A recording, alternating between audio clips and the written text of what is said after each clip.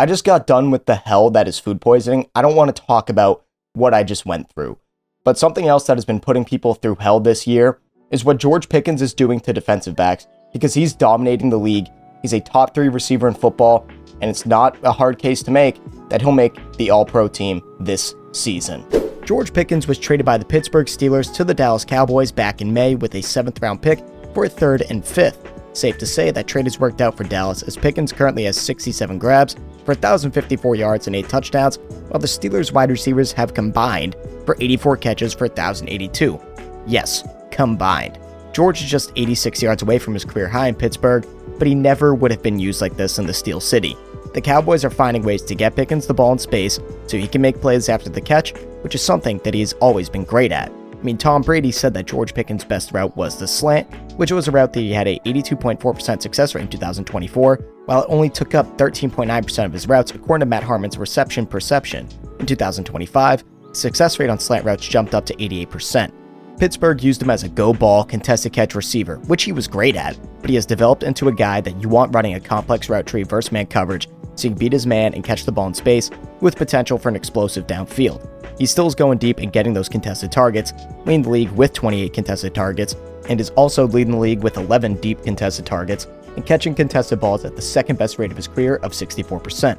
But what he is doing after the catch is spectacular. So if you guys want to play higher on George Pickens' yards, touchdowns, receptions, or whatever, there's no better place to do it than on Underdog, because Underdog is the best and easiest place to play fantasy sports. All you have to do is pick higher or lower on 2 to 8 of your favorite players' projections. You can win up to 1,000 times your money. They have stuff like profit boosts every day to help you win more money on your entries. And if you sign up with Code Fanatics and play your first $5, you get $100 in bonus funds and a gimme pick. Again, that is Code Fanatics at sign up for $100 in bonus funds and a gimme pick. His success after the catch is now more evident than on this touchdown against the Raiders.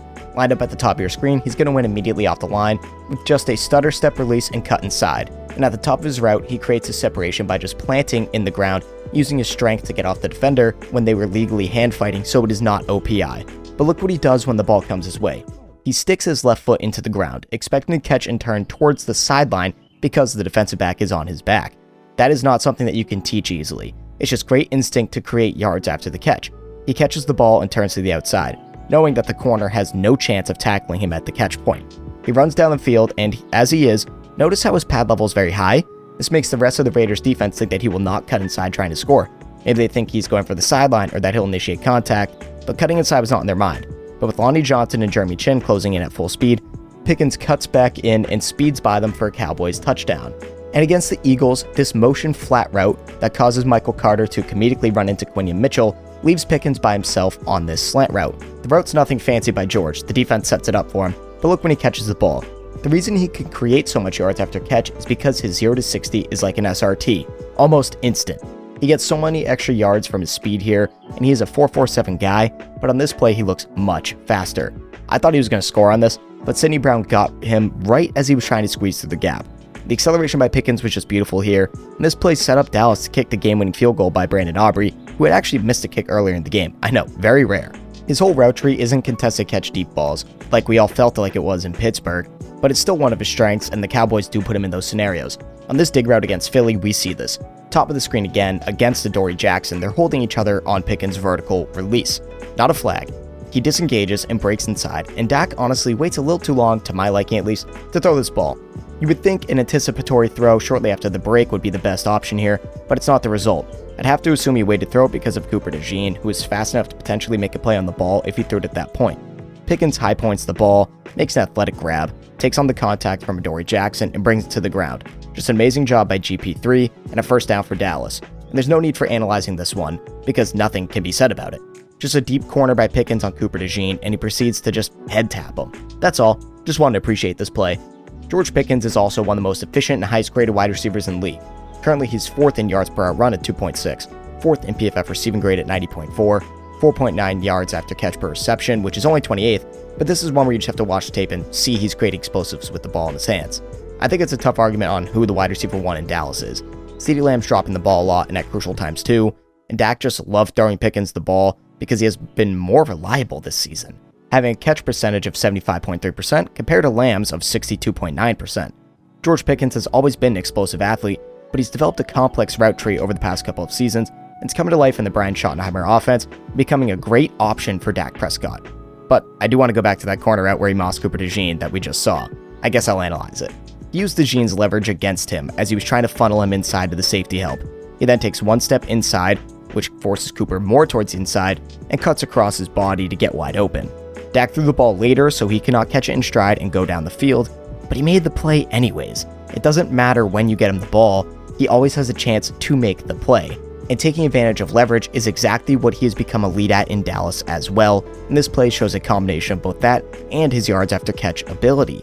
Off the snap, Eric Stokes, of all people, I'm sorry Packers fans, immediately turns to force him outside in this too high look on the press coverage. Pickens takes one tiny step outside on a slow release, very slow release, and hits the slant. Stokes, being not a good cornerback, stood no chance of recovering here, and Pickens does the rest. Makes one man miss, and another, breaks a tackle, and at this point, most receivers would probably just try and go out of bounds, but not George Pickens. He invites the contact and trucks forward for another 10 yards on this play. There is no way any receiver, George Pickens isn't like the most muscular guy either, should be able to get 10 yards with that amount of contact. Just an amazing effort by Pickens here. And if George Pickens can keep this production up, as he's currently on pace for 104 catches, 1,219 yards, and 12 touchdowns, I think he would firmly be in top 5 conversations if he isn't already. I mean, he's second in the league in yards and has dominated both with and without CeeDee Lamb on the field, showing he's not just performing when he's the de facto wide receiver 1.